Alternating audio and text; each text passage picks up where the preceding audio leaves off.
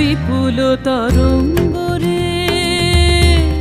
বিপুল তরঙ্গরে সব গগন উদ্বেলিয়া মগন করি পতিত অনাগত